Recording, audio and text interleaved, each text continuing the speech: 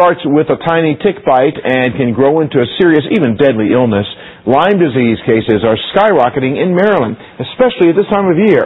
And as Sally Thorner shows us in this special Health Watch report, these cases can be easily misdiagnosed.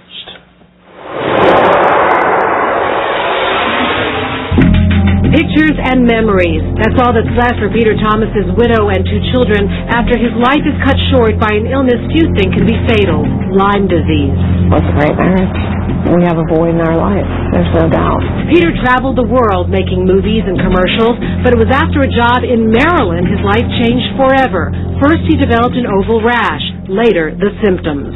He started exhibiting signs of night sweats.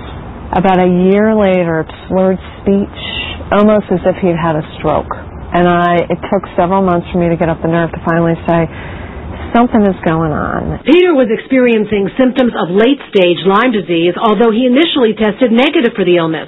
False negatives are common. For 5 years, he was misdiagnosed with everything from arthritis to ALS.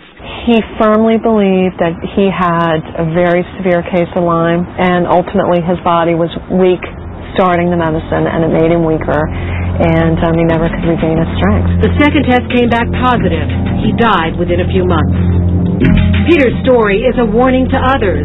For every detected case of Lyme, between 4 and 12 others go misdiagnosed. Maryland clearly is one of the top states now for transmission of Lyme disease. Dr. John Alcott, a Lyme disease specialist, says every year more and more Marylanders are being infected. In 1990, there were only 238 confirmed cases in Maryland. By 2005, that number spiked 418% to more than 1,200 people. Lyme disease is rarely fatal. In fact, if it's caught early, it's very treatable. But left untreated, Lyme can be debilitating. Deer ticks transmit the bacteria that triggers Lyme when they bite humans. Within weeks, that bite transforms into a rash.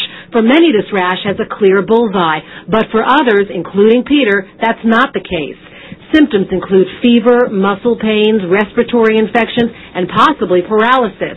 Vigilance is necessary because for all that's known about Lyme, a lot remains unclear. It's an area that we do need to do a lot of research because one thing I can tell you, it's not going away. Neither does the pain from losing a loved one. And as the Thomas family begins its second year without Peter, Lindsay says he would want them to move on. My husband, the father of my children, was taken away from us.